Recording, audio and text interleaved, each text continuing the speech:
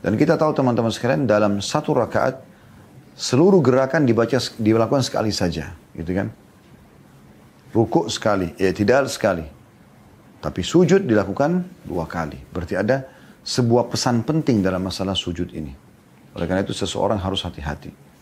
Dan sujud ini hanya boleh dikerjakan untuk Allah Subhanahu Wa Taala, tidak boleh sujud kepada makhluk. Gak boleh sujud di bawah kaki orang, gak boleh.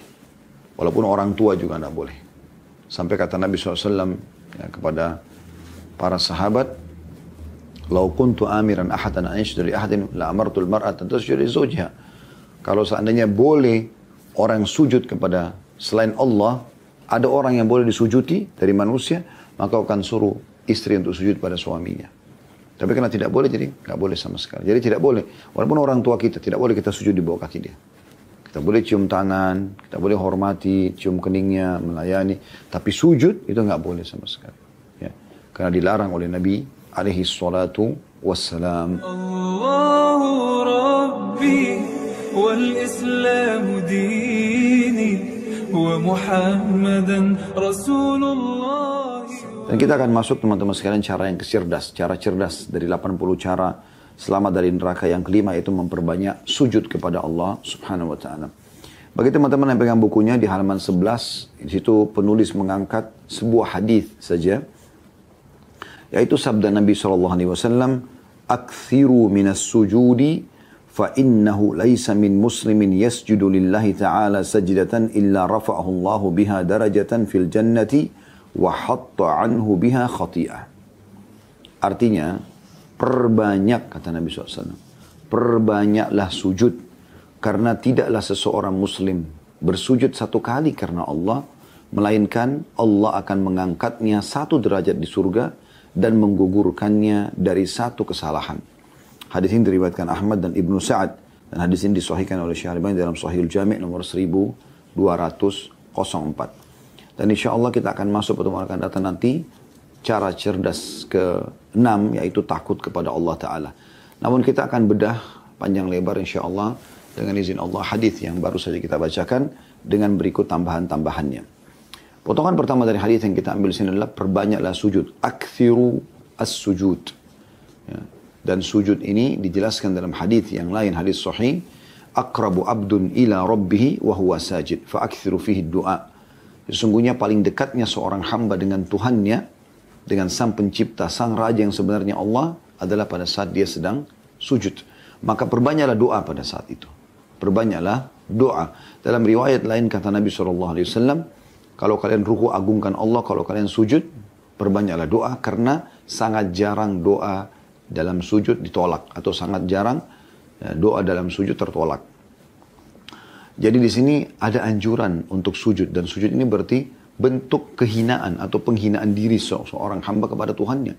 Kita meletakkan wajah yang selama ini menjadi sebuah simbol ketampanan, kecantikan. Bahkan Anda tahu juga kalau untuk mengenal seseorang yang paling mudah adalah wajahnya. Makanya yang dipajang di foto orang kalau video call kan wajah, gitu kan? Jadi wajah, begitu ada wajah, maka selesai. Orang akan tahu orang ini tampan kah, cantik kah, orang ini sedang komunikasi sama kita atau tidak. Nah ini wajah.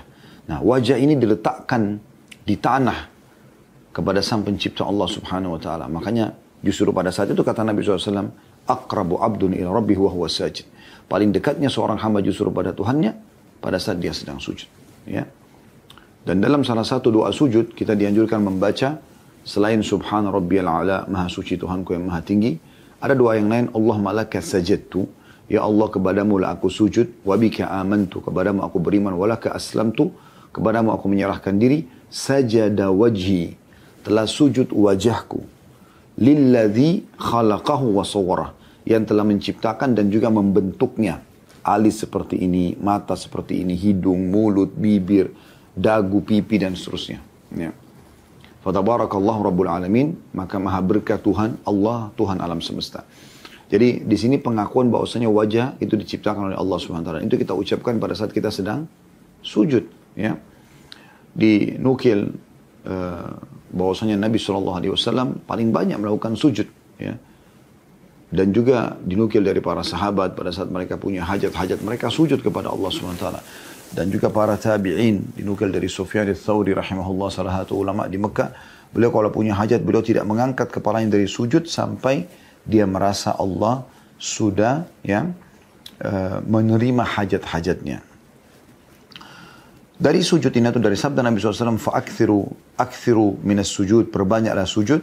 Diambil juga pelajaran lain, bahwasanya ada perintah untuk memperbanyak sujud, baik itu sujud dalam sholat wajib dan sholat sunnah, ataupun sujud-sujud lain yang di luar sholat, seperti sujud syukur, sujud tilawah, ya. Dikatakan, nanti akan kita jelaskan panjang lebar masalah sujud dalam sholat, insya Allah. Tapi kita titik beratkan sujud syukur. Dikatakan dalam riwayat-riwayat yang sahih, kalau baginda Nabi SAW mendapatkan informasi yang menggembirakan, maka beliau SAW langsung sujud, walaupun tidak ada wudu di sini ya, sebagai tanda syukur kepada Allah Subhanahu Wa Taala, dikenal dengan sujud syukur. Ya, Anda dapat informasi tentang berhasilnya proyek, Anda dapat berita tentang hamilnya istri atau melahirkannya istri, atau misalnya dapatnya seorang anak ya, atau misalnya sembuhnya penyakit, atau banyak sekali hal yang Anda bisa lihat nikmat-nikmat Allah, Anda syukur kepada Allah SWT. Kemudian juga sujud tilawah, yang kata Nabi SAW, tidak ada seorang hamba yang membaca ayat Al-Quran tentang ayat sujud, kemudian dia sujud, kecuali syaitan di sebelahnya akan menangis sambil mengatakan dia diperintahkan sujud. Dia sujud, maka aku diperintahkan sujud, aku tidak sujud. Ya. Nah, jadi syaitan sendiri itu cemburu dan nangis dia kalau lihat kita sujud. Karena itu adalah ibadah yang sangat luar biasa kepada Sang Pencipta Allah Subhanahu Wa Taala. Nanti kita akan jelaskan insya Allah ya, poin tentang anjuran banyak sujud, kita akan kembali nanti. Kita ambil dulu ya, mutiara yang kedua dari potongan sabda Nabi SAW. Ya. Dan فَإِنَّهُ لَيْسَ مِنْ مُسْلِمٍ يَسْجُدُ لِلَّهِ تَعَالَى سَجِدَةً, karena tidak ada seorang muslim pun yang sujud satu kali saja karena Allah, إِلَّا رَفَعُ اللَّهُ بِهَا دَرَجَةً فِي الْجَنَّةِ, kecuali Allah akan angkat dia satu derajat di surga. Satu kali sujud satu derajat. Mungkin Anda bertanya, satu derajat memangnya seperti apa? Derajat teman-teman di surga itu jaraknya antara langit dan bumi. Dan Anda bisa lihat bagaimana langit tingginya. Bahkan sampai sekarang belum ada, bahkan mungkin tidak akan pernah ada ilmuwan yang datang dan bisa menjamah langit dengan tangannya. Karena jauhnya jaraknya. Itu satu derajat. Bagaimana dengan setiap sujudnya satu derajat? Dan memang bahasan ini cukup banyak dalam syariat Allah SWT. Seperti misalnya juga tentang masalah orang yang melangkah menuju ke masjid. Ya. Menuju ke masjid, kata Nabi SAW, tidak ada seseorang muslim yang menuju ke masjid kecuali satu langkah kakinya akan dicatatkan satu pahala, diampuni satu dosa, dan diangkat satu derajat. Ya. Jadi kalau Anda menuju ke masjid 50 langkah berarti 50 derajat. Nah sama juga dengan ini. Anda kalau sujud, ya kita hitung misalnya subuh, sholat wajib aja. Subuh berarti Anda 4 kali sujud. Di rakaat pertama kan 2 kali, rakaat kedua 2 kali, berarti 4 kali sujud. Ya. Karena setiap rakaat 2 kali sujud kan gitu. Di sholat duhur 8 kali Anda sujud. Karena ada 4 kali, 8 kali sujud. Karena ada 4 rakaat. 1 rakaat 2 kali sujud. 8 tambah 4 tadi subuh berarti 12 kali. Jadi sudah ada 12 derajat ya. Asar juga sama. 8. Ya. Berarti 12 tambah 8, 20. Maghrib ada 6. Ya. Berarti 26. Isya ada 8. Berarti 34 kurang lebih. Jadi kalau Anda sholat wajib saja, Anda sudah diangkat 34 derajat. Ini kita baru bicara sholat wajib. Belum kita bicara sholat sunnah. Ya. Ada qobliyah subuh, 2 rakaat. Ya, berarti ada 4 kali sujud. Kan gitu. Jadi kalau tadi 34, tambah 4 berarti 38. Ada qobliyah duhur, 4 rakaat berarti 8. Ya.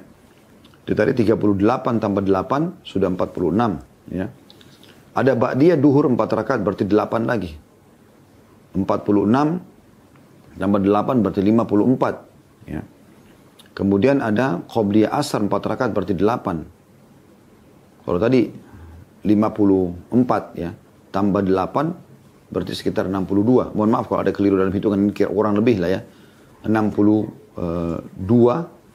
Kemudian tambah qobliyah maghrib ada 2 rakaat berarti 4. Ya. Berarti sudah 66. Kemudian ada ba'diyah maghrib 4. Berarti 70. Qobliyah isya 4 dan ba'diyah isya 4 berarti 8 sekaligus ya. Berarti 78. Kalau sholat ya, wajib dengan sholat sunnahnya, Anda penuhi sehari, yang dikenal dengan sunnah rawatib, itu berarti Anda sudah 78 kali sujud. Yang berarti Anda punya sekitar 78 derajat. Kurang lebih seperti itu ya. Kalau ada kekeliruan dalam hitungan, mohon maaf, tapi ini kurang lebihnya. Ya, karena saya seketika saja hitung. Belum lagi kalau kita bicara sholat duha, yang bisa 2 rakaat sampai tidak ada batas jumlah rakaat. Ya. Ada yang kerjakan 4, ada yang kerjakan 8, ada yang 12. Gitu kan. Belum lagi sholat malam, 8 rakaat dan ada witirnya. Belum sholat sunnah wudu, belum sholat taubat. Sekian banyak sujud yang bisa kita kerjakan. Ya. Dan itu bisa mengangkat derajat di surga. Demikian juga kata Nabi SAW, وَحَطَّ عَنْهُ بِهَا خَطِيئَةً. Dan 1 kali sujud itu akan menghapuskan 1 dosa. Jadi kalau kita hitung-hitungannya tadi, ya, 78 kali kita sujud di wajib dan sunnah, ya, di wajib dan sunnah, maka Anda bisa lihat teman-teman sekalian berapa ya pengampunan dosanya. Berarti ada 78 dosa juga dimaafkan. Itu baru sholat wajib dan sholat sunnah yang mendampingi sholat wajib atau sunnah rawatib. Ya, bagaimana dengan diikuti dengan sunnah-sunnah yang lain seperti duha, seperti sholat malam, tadi sholat wudu, sholat taubat. Ini semuanya tahiyat masjid ya. Atau mungkin Anda sholat nafilah, tambahan pendekatan diri kepada Allah SWT. Maka ini semuanya akan mengangkat derajat dan juga pengampunan dosa ya. Dan tentu dengan diangkat derajat di surga berarti secara otomatis kita juga akan jauh dari api neraka. Karena kan di sini 80 cara cerdas untuk selamat dari api neraka. Baik teman-teman sekalian, kita akan masuk ke masalah, kembali ke masalah sujud tadi. Kembali kepada masalah sujud. Ada sebuah hadis yang mulia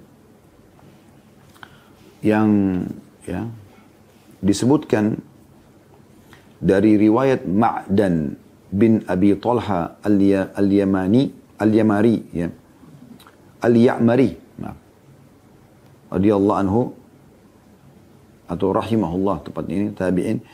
Dia berkata, aku pernah bertemu Thauban. Thauban ini radhiyallahu anhu sahabat Nabi, mantan budak Nabi SAW. Lalu aku berkata, beritahukan padaku suatu amalan yang karenanya Allah memasukkanku ke dalam surga. Atau Ma'dan berkata, aku berkata kepada Thauban, beritahukan padaku suatu amalan yang dicintai Allah. Ketika ditanya, Thauban pun sempat terdiam radhiyallahu anhu. Kemudian ditanya kedua kalinya, ia pun masih diam. Sampai ketiga kali Thauban pun menjawab yang ketiga kalinya. Aku pernah menanyakan hal yang ditanyakan tadi pada Rasulullah SAW dan beliau bersabda, alaika bikathratas sujudi fa innaka la tasjudu lillahi sajdatan illa rafa'aka Allahu biha daraja wa hatta 'anka biha khati'ah. Hendaklah engkau memperbanyak sujud atau perbanyak salat kepada Allah, karena tidaklah engkau memperbanyak sujud kepada Allah melainkan Allah akan meninggikan derajatmu dan menghapuskan dosamu. Maaf. Lalu Ma'dan berkata, aku pun pernah bertemu Abu Darda dan bertanya hal yang sama. Lalu sahabat Abu Darda menjawab sebagaimana dijawab oleh Thauban kepadaku. Hadis ini diriwayatkan Muslim nomor 488. Hadis ini menunjukkan teman-teman tentang keutamaan sujud terutama dalam sholat. Ya. Dan dianjurkan untuk memperbanyak sholat itu. Perlu kita garis bawahi teman-teman sekalian bahwasanya satu-satunya amalan ibadah ya, yang Nabi Muhammad SAW terima di langit itu adalah sholat. Yang rangkaian utamanya juga masuk adalah sujud kepada Allah Subhanahu wa taala.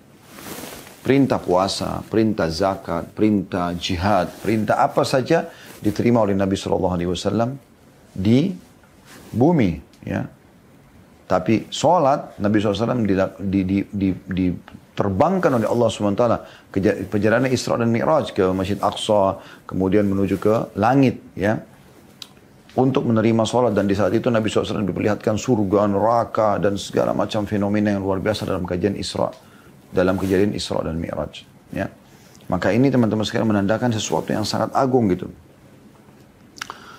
Dan banyak sekali hadis-hadis Nabi SAW yang sudah kita jelaskan tadi tentang masalah keutamaan sujud. Seperti tadi paling dekatnya seorang hamba dengan Tuhannya pada saat dia sedang sujud.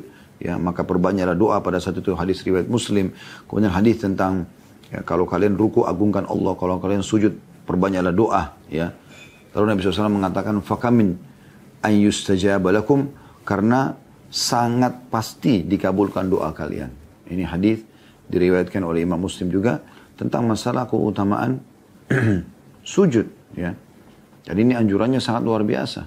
Anjurannya sangat luar biasa gitu. Kemudian juga ya, faedah yang bisa diambil daripada hadis paling dekatnya seorang hamba pada saat sedang sujud, Imam Nawawi berkata rahimahullah, dalam hadis ini terdapat dalil yang mendukung pendapat yang mengatakan bahwa sujud lebih utama daripada berdiri ketika sholat dan juga rukun-rukun sholat yang lainnya. Berarti rangkaian sholat yang utuh itu dari takbiratul ihram sampai salam, yang paling afdol di situ gerakannya justru sujudnya. Justru sujudnya, karena di situ kedekatan seorang hamba ya, kepada Tuhannya, dan kita dianjurkan untuk memperbanyak doa. Bahkan tadi sudah kita bacakan hadisnya, sangat jarang ditolak doa pada saat sedang sujud. Ya. Jadi ini punya keutamaan yang luar biasa, gitu. Keutamaan yang luar biasa. Kemudian juga kita tahu bagaimana ya, sujud yang disebutkan di dalam hadis tentang masalah sujud tilawah, ya, yang syaitan bisa menangis pada saat dia melihat seseorang hamba itu sujud, ya. Kemudian kita juga lihat bagaimana Allah Subhanahu wa taala berulang kali sebutkan dalam Al-Qur'an ayat-ayat tentang sujud, dikenal dengan ayat-ayat sajadah. Bahkan ada surah sajadah khusus, ya, di tengah-tengah ayat itu ada tentang masalah sujudnya, ya, sujudnya.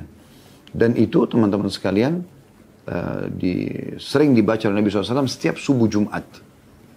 Hampir setiap subuh Jumat Nabi SAW membaca surah sajadah di rakaat pertama dan surah Al-Insan di rakaat kedua. Dan sujud di tengah-tengah sholat itu pada saat lewat ayat tentang sujud, gitu ya. Dan itu disebutkan dalam sebuah hadis Abu Hurairah radhiyallahu anhu bahwa Nabi SAW bersabda, ini hadis sahih riwayat Muslim nomor 81, ya. Kata Nabi SAW, "Idza qara'a ibnu Adam as-sajdata fasajada i'tazala asy-syaitanu yabki yaqulu ya wailah." Wa fi riwayah Abi Quraib, "Ya waili umira ibnu Adam bis-sujudi fasajada falahu al-jannah wa umirtu bis-sujudi fa abaitu faliyan nar."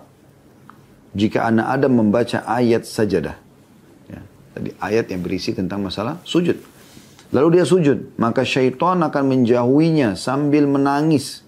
Syaitan pun berkata, celaka aku, anak Adam ini disuruh sujud, lalu dia sujud. Dia pun masuk surga karena itu. Ya. Ini berarti memang sujud menyelamatkan dari neraka. Sebagaimana langkah kita, karena dia akan masuk surga. Kalau masuk surga berarti selamat dari neraka, kan gitu. Sedangkan aku diperintahkan, kata syaitan, untuk sujud, namun aku enggan sehingga aku pantas mendapatkan neraka. Hadis ini sekali lagi sahih riwayat Imam Muslim, ya. Berarti memang dia sebuah ibadah yang luar biasa gitu, ya. Kemudian juga dalam riwayat lain tentang masalah dikeluarkannya dari neraka, ya, orang-orang yang mentauhidkan Allah dan orang yang memiliki tanda sujud di wajahnya itu tidak akan dibakar oleh api neraka. Dalam sebuah riwayat Bukhari dan juga Muslim, Imam Bukhari riwayatkan nomor 7437 dan Muslim 182, disebutkan bahwasanya Abu Hurairah radhiyallahu anhu berkata, Rasulullah SAW bersabda, "Hatta idza faragallahu minal qada'i bainal ibadi wa arada an yukhrija bi rahmatihi man arada min ahli an-nar." Pada saat Allah sudah selesai menentukan keputusan pada hamba-hambanya di hari kiamat nanti, ya, dan dia hendak dengan rahmatnya, ya, mengeluarkan siapapun dari api neraka yang dia inginkan, amaral malaikata an yukhriju minan nari man kana la yusyriku billahi syai'a. Maka Allah pun memerintahkan para malaikat untuk mengeluarkan dari api neraka siapapun yang tidak pernah menyekutukan Allah dengan sesuatu apapun. Mimman aradallahu ta'ala ayyarhamahu. Dari siapapun yang Allah ingin kasihani dia. Yaqulu la ilaha, mimman yaqulu la ilaha illallah. Dari yang mengucapkan la ilaha illallah. Faya'rifunahum fin nari bi atharis sujud. maka mereka pun dikenal oleh para malaikat dalam neraka dari bekas-bekas sujud mereka. Ya. Ta'kulun nara min ibni Adam illa athar sujudi. Harramallahu ala nari an ta'kula athar sujud. Neraka akan membakar seluruh tubuh anak Adam kecuali bekas sujudnya, karena Allah telah mengharamkan neraka untuk membakar bekas sujud. Ya. Jadi bekas sujud itu ada di wajah ya, terlihat gitu. Karena memang dia sering sujud, Allah SWT berikan dia cahaya di wajahnya gitu. Dalam Sahih Muslim, An-Nawawi menyebutkan sebuah bab keutamaan sujud dan dorongan untuk melakukannya. Dari Thauban, bekas budak Rasulullah SAW, ditanya ya, oleh Ma'dan bin Abi Talha al-Yamari. Tadi sudah kita sebutkan riwayatnya ini ya. Pada saat dia menyampaikan bahwasanya Nabi SAW mengatakan, alaika bikathrati sujud, perbanyaklah sujud ya. Fa innaka la tasjudu lillahi sajdatan illa rafa'akallah biha darajah. Karena kalau kau sujud satu kali, Allah akan angkat kau satu derajat. Wa hatta anka biha khati'ah, dan Allah akan hapuskan darimu dosa-dosa. Ya. Juga ada seorang sahabat yaitu Rabi'ah bin Ka'ab al-Aslami radhiyallahu anhu. Ini orang yang mulia sekali. Dia pernah melayani Nabi SAW. Kemudian dia bilang, ya, waktu dia sudah melayani, dia siapkan air wudhunya Nabi SAW di malam hari untuk sholat segala macam. Terus sambil bilang, mintalah sesuatu. Ada yang kau mau, mintalah. Maka dia mengatakan, ya Rasulullah, saya ingin bersama anda di surga. Kata Nabi SAW, ada keinginan lain enggak? Dia bilang, tidak ada ya Rasulullah. Itu udah keinginan saya. Saya mau di surga nanti bersama dengan anda. Udah itu saja. Apa kata Nabi SAW? Fa'inni ala nafsika bikathratis sujud. Kalau begitu, bantulah aku untuk mewujudkan impianmu itu dengan memperbanyak sujud. Maknanya, sholat. Karena mayoritas sujud ada di dalam sholat hadis riwayat Bukhari dan Muslim. Ya. Kita akan masuk teman-teman sekalian lebih dalam membahas tambahan informasi berhubungan dengan masalah bahasan kita tentang masalah sholat. Ya. Jadi tidak akan pernah luput antara bahasan sholat dengan sujud. Karena itu satu kesatuan. Tidak mungkin dipisahkan gitu. Tadi itu kebetulan kita bicara tentang umumnya dalil masalah sujud ya. Maksud dalamnya sujud sholat wajib, sholat sunnah, sujud tilawah, sujud syukur dan seterusnya. Tapi sekarang kita coba akan masuk ke masalah sholat itu sendiri. Ya. Kita akan kembali mengingatkan karena memang sujud itu ada dalam sholat. Sujud itu ada dalam sholat. Dan bagaimana Nabi SAW mengingatkan kalau ada orang yang sholat memberi wudu dengan sempurna lalu kemudian dia memberikan hak ruku, hak sujudnya. Betul-betul tidak tergesa-gesa gitu ya. Maka akan diampuni dosa-dosanya. Demikian pula ada orang yang sebaliknya dikenal dengan musi'us sholat dalam hadis Bukhari. Orang yang buruk sholatnya, dia datang kepada Nabi SAW untuk dengarin ceramah Nabi, penyampaian Nabi. Terus dia sholat dulu, Nabi lihat. Ternyata dia buru-buru sekali. Buru-buru sekali sholatnya, tidak ada tumak ninanya, termasuk sujudnya. Maka setelah dia salam, dia datang kepada Nabi SAW. Nabi SAW mengatakan, kembalilah, ulangi sholatmu, karena kau belum sholat. Dia ulangi lagi, sama lagi. Dia kerjakan sholat juga sama, begitu bentuknya. Maka Nabi SAW mengatakan ulangi sholatmu sampai berulang kali. Ini dia mengatakan, ya Rasulullah saya tidak tahu selain ini. Kata Nabi SAW, kalau kau ingin sholat lakukanlah ini dan itu. Diajarkan agar dia tenang, penuh dengan tumak nina. Kemudian dia mulai memberikan haknya masing-masing. Kalau dia menghadap kiblat dengan tenang, takbiratul ihram dengan tenang, kemudian meletakkan di awal dadanya, kemudian dia baca iftitah, al-fatihah, surah, kemudian dia dengan tenang, ruku. Sampai sini kembali pada tempatnya, kemudian dia baca Subhana Rabbil Azim, ya, kemudian dia bangun, Sami'allahu hamidah, kembalikan sini pada tempatnya, baru kemudian dia baca Rabbana walakal hamdu. Terus begitu sampai salam. Dia memberikan hak daripada sholat itu, sampai kata Nabi SAW, kalau dia sujud, kalau engkau sujud, maka biarkan sini pada tempatnya, ya. Kemudian ucapkanlah puji Allah Subhanahu Rabbil A'la, kemudian baru duduk di antara dua sujud, lalu berikan dulu ketenangan. Ya, sini kembali pada tempatnya, lalu kemudian baru baca Rabbi ghafirli warhamni dan seterusnya, baru sujud lagi, begitu seterusnya. Dan kita tahu teman-teman sekalian, dalam satu rakaat seluruh gerakan dilakukan sekali saja, gitu kan? Rukuk sekali, i'tidal sekali. Tapi sujud dilakukan 2 kali. Berarti ada sebuah pesan penting dalam masalah sujud ini. Oleh karena itu seseorang harus hati-hati. Dan sujud ini hanya boleh dikerjakan untuk Allah Subhanahu Wa Taala, tidak boleh sujud kepada makhluk. Gak boleh sujud di bawah kaki orang, gak boleh. Walaupun orang tua juga gak boleh. Sampai kata Nabi SAW ya, kepada para sahabat, "Lau kuntu amiran ahadan an yasjuda li ahadin la amartul mar'ata an tasjuda li zawjiha." Kalau seandainya boleh orang sujud kepada selain Allah, ada orang yang boleh disujuti dari manusia, maka akan suruh istri untuk sujud pada suaminya. Tapi karena tidak boleh, jadi nggak boleh sama sekali. Jadi tidak boleh, walaupun orang tua kita, tidak boleh kita sujud di bawah kaki dia. Kita boleh cium tangan, kita boleh hormati, cium keningnya, melayani. Tapi sujud itu nggak boleh sama sekali. Ya. Karena dilarang oleh Nabi alaihi salatu wassalam. Ya. Baik, teman-teman sekalian, kita akan masuk melanjutkan bahasan kita dan tambahan informasi yang perlu kita tambahkan, yaitu tentang masalah sholat 5 waktu. Walaupun kita sudah sempat menyinggung di cara yang kedua ya dalam menyelamatkan diri dari api neraka, namun ini lebih khusus lagi, kita akan memilih beberapa buah hadis karena ada singgungan masalah sujud ya, yang mudah-mudahan ini menambahkan informasi buat kita. Hadis dengan sanad sahih li ghairihi, atau menjadi sahih karena dikuatkan dalam riwayat yang disebutkan oleh Syekh Albani rahimahullah dalam kitab Sahih At-Targhib Tarhib, tepatnya dalam kitab salatnya, yang berbunyi dari Abu Sa'id Al-Khudri radhiyallahu anhu bahwa dia mendengar Nabi Muhammad SAW bersabda, "As-salawatul khamsu kaffaratun lima bainahuma."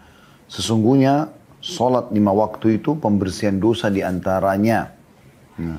Di antaranya itu di antara subuh ke duhur, duhur ke asar, asar ke maghrib, maghrib ke isya, isya ke subuh lagi. Ya, dan juga gerakan-gerakan dikerjakan dalam salat itu berpengaruh, di antaranya juga masalah sujud di sini. Thumma qala Rasulullah SAW, kemudian Nabi SAW bersabda, "Ara'aita law anna rajulan kana ya'tamil wa kana baina manzilihi wa baina mu'tamilihi 5 anhar fa idza ata mu'tamalahu 'amila fihi ma syaa Allah fa asabahu al-wasakh aw al-'araq fa kullama marra binahrin igtasal ma kana dhalika yubki min daranihi fa kadzalika as-salah kullama 'amila khati'atan fada'a wastaghfara ghufira lahu ma kana qablaha." Kata Nabi SAW, setelah mengatakan salat 5 waktu pelebur dosa di antaranya, lalu beliau mengatakan, bagaimana menurut kalian jika ada orang yang bekerja dan antara rumah dan tempat kerjanya ada 5 sungai. Ada 5 sungai. Apabila dia mendatangi tempat kerjanya, dia bekerja keras sesuai dengan kehendak Allah, lalu badannya terkena kotoran ataupun keringat. Lalu setiap kali dia melewati sungai, maka dia mandi. Apakah hal itu masih menyisakan kotoran di tubuhnya? Jadi kalau dia pergi ke tempat kerjanya, lalu dia kerja di sana, dia keringatan. Kayak umumnya orang bekerja keras gitu kan. Dia keringatan, badannya kotor gitu kan, bajunya kotor. Pada saat dia mau pulang ke rumahnya, antara tempat kerja dengan rumahnya ada 5 sungai. Dia mandi di sungai 1, kemudian dia mandi lagi di sungai 2, terus begitu sampai sungai yang kelima. Kata Nabi SAW, apakah masih tersisa kotoran di tubuhnya pada saat tiba di rumahnya? Tentu jawabannya tidak ada lagi. 5 kali mandi. Gitu kan? Lalu kata Nabi SAW, begitulah sholat. Setiap kali dia melakukan kesalahan, lalu dia berdoa dan memohon ampunan, maka kesalahan yang telah dilakukannya diampuni. Maka kesalahan yang dilakukannya diampuni. Di dalam hadis yang lain, ya, dengan sanad sahih dari Jabir radhiyallahu anhu, dia berkata, Rasulullah SAW bersabda, "Mathalus salawatil khamsi kamathali nahrin jarin ghamrin." Perumpamaan salat 5 waktu adalah seperti sungai yang mengalir deras di depan pintu salah seorang dari kalian. Ya, ala babi ahadikum. Yaghtasilu minhu kulla yawmin 5 marrat. Dia mandi sehari 5 kali. Orang kalau mandi jelas, basahin kepala, bersihin kepalanya, badannya, semua itu orang kalau mandi seperti itu. Di dalam hadis yang luar biasa, ya, hadis lainnya dengan sanad hasan sahih. Hadis tadi yang sebelumnya diriwayatkan oleh Imam Muslim ya. Sebelumnya lagi Al-Bazzar dan At-Tabarani. Itu semua hadis-hadis yang sahih. Kalau hadis yang sekarang yang saya mau bacakan diriwayatkan Tabarani dalam Mu'jamul Saghir dan Mu'jamul Awsat dengan sanad hasan. Dari Abdullah bin Mas'ud radhiyallahu anhu, beliau mengatakan bahwasanya Rasulullah SAW bersabda, tahtarikun, tahtarikun. Jadi kalian terbakar, ya. Maksudnya terjerumus dalam banyak kesalahan dosa sehingga membuat kalian bisa masuk dalam api neraka, dibakar. Ya. Fa idza shallaitumus subha gasalatha. Kalau kalian sholat subuh, maka kalian telah mencucinya, membersihkan itu bahaya dosa dan kebakaran yang bisa menimpa tubuh kalian. Thumma tahtarikun, lalu kalian terbakar lagi karena banyaknya dosa yang terjadi antara subuh ke duhur. Fa idza shallaitumudz dhuhra ghasalatha, kalau kalian salat duhur dibersihkan lagi dosa-dosa itu. Thumma tahtarikun, lalu kemudian terbakar lagi kalian, setiap saat bisa masuk api neraka gitu. Fa idza shallaitumul asra ghasalatha, kalau kalian salat asar dibersihkan dosa-dosa itu. Thumma tahtarikun, lalu kalian terbakar lagi. Fa idza shallaitumul maghriba ghasalatha, kalau kalian salat maghrib dibersihkan lagi itu. Thumma tahtarikun, lalu kalian terbakar lagi. Fa idza shallaitumul isya'a ghasalatha, kalau kalian salat isya maka tercuci semua itu. Thumma tanamuna fala yuktabu alaikum hatta tastayqidu, kemudian kalian tidur ya, dalam kondisi itu maka tidak dituliskan dosa atas kalian sampai kalian bangun. Ya, ini berarti menandakan sholat itu luar biasa. Di antara gerakan utama adalah yang sudah kita sebutkan tadi. Yang paling afdal kata Imam Nawawi dari semua gerakan sholat adalah sujudnya. Kemudian juga dalam hadis yang lain, ya, hadis Hasan di ghairihi diriwayatkan Tabarani dalam Mu'jam al-Awsat dan juga Mu'jam al-Saghir. Ya. Dan kata Al-Hafidh, rawi-rawinya semuanya dijadikan hujjah. Hadis ini hasan. Dari Anas bin Malik radhiyallahu anhu, beliau berkata bahwasanya Rasulullah SAW bersabda, "Inna lillahi malakan yunadi 'inda kulli salah, ya bani Adam, qumu ila niranikum allati awqadtumuha fa'atfi'uha." Sesungguhnya Allah mempunyai malaikat yang berseru setiap salat. 5 waktu, salat wajib. Wahai anak cucu Adam, bangkitlah kalian ke api yang telah kalian nyalakan, lalu padamkanlah ia. Maksudnya dengan sholat itu. Ya. Karena kita tidak pernah tahu, subhanallah, masalah dosa-dosa yang kita lakukan, mana yang akan membinasakan. Ya. Dalam hadis yang lain, hadis ini diriwayatkan juga oleh Tabarani dalam Mu'jamul Kabir dengan sanad sahih dari Abdullah bin Mas'ud radhiyallahu anhu. Beliau berkata bahwasanya Rasulullah SAW bersabda, "Yub'atsu munadin 'inda hadrati kulli salat." Akan diutus seseorang atau sosok malaikat pada setiap waktu sholat tiba. Fayaqul, lalu dia berkata, "Ya bani Adam, qumu fa'atfi'u 'ankum ma awqadtum 'ala anfusikum." Wahai anak Adam, berdirilah dan matikanlah dari kalian apa yang telah kalian nyalakan atas diri kalian. Maksudnya api, ya. Kalian bisa terbakar dengan dosa-dosa. Fayaqumun, maka mereka pun berdiri. Fatasqutu khatayahum min a'yunihim, maka jatuhlah dosa-dosa mereka dari mata mereka. Wa yusallun fayughfaru lahum ma bainahuma, lalu mereka salat, lalu salat-salat yang ada di antara keduanya pun diampuni untuknya. Thumma tuqiduna fi ma baina dzalik, kemudian kalian menyalakan lagi di antara itu api-api, ya. Fa idza kana 'inda as-salati al-ula nada ya bani Adam qumu fa'atfi'u ma awqadtum 'ala anfusikum fayaqumun fayatatahharun.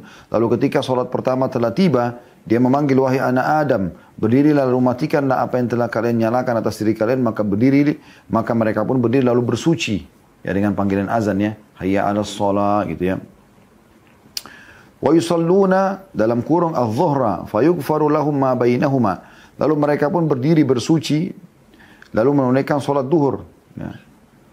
Maka dosa-dosa yang ada di antara keduanya, antara subuh dengan duhur, diampuni untuknya. Fa'idha hadaratil asra famithlu dhalik, dan kalau tiba waktu asar sama seperti itu. Fa'idha hadaratil maghrib famithlu dhalik, kalau tiba waktu maghrib maka seperti itu. Fa'idha hadaratil atamatu famithlu dhalik fayanamun wa qad ghufira lahum mudlaj fi khairin wa mudlaj fi syarr.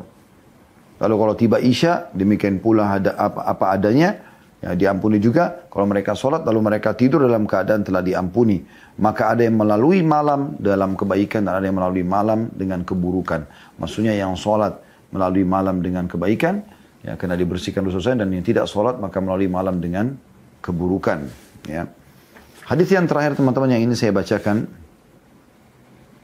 atau 2 buah hadis, ya, yang akan saya bacakan berhubungan dengan masalah ini, yaitu hadis mauquf ini sampai ke sahabat Salman radhiyallahu anhu, dan dia sahih li ghairihi, sebagaimana disebutkan oleh Syekh Albani dalam Sahih Targhib wa Tarhib.